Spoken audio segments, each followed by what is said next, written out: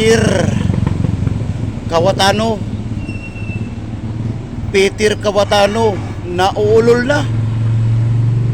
Nauulol na taong bayan, nauulol na. Nauulol na si Alan Cayetano. Si Cayetano taong bayan, si Cayetano ay nauulol na. Kung ano-ano na lang ang kanyang kung ano-ano na lang lumalabas sa bunganga niya. Kapag ang tao nauulol, ang ibig sabihin ng taong bayan, guilty. Guilty yan. Nagigilty yan siya. Kaya nauulol na. Kung ano-ano nang lumalabas sa bunganga niya. Wala eh. Guilty kasi. Kaya nauulol.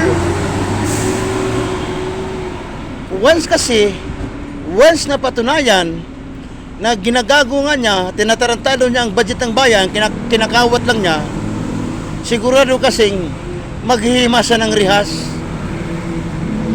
Kaya kinakabahan na siya eh. Kaya nga nauulol na, di ba? Kaya nga nauulol eh. Kasi kinakabahan. Kasi alam kasi niya ang kanyang kahihinatnan pag may imbestigahan sa dyan. Pagkatapos ang lagi niyang sinasabi, siya ay sinisiraan. Paulit-ulit lang sinasabi na sinisiraan siya. Pinopolitika lang siya. Yan ang mahirap sa kanila eh. Pinopolitika. Kasi tatakbo, ganito. Mga ganyan ang madalas nilang inaalibay. Tatakbo kasi ako eh. Kaya ngayon pa lang sinisiraan ako. Yan ang kanilang palaging alibay. Alibay na dugyot. Kaya kahit anong ngalngal mo, kahit anong dakdak mo, wala. Talagang makukulong ka at makukulong ka. Yan ang masama sa inyo. Di ba? Sa haba-haba mo na sa tapos matitikman mo rin ang kulungan sa balang huli. Makakatikim di ka pala ng kulungan sa balang huli. Lalong-lalo na yung kapatid mo, si Pia Cayetano, na makapalang mukha. Pagkatapos gamitin si PBBM noong 2025 election, senatorial, nung nanalo na, nakita mo, binigay niya si Pangulong Marcos. Ang kapal ng mukha ito eh. Itong si Pia Cayetano, ang kapal ng mukha.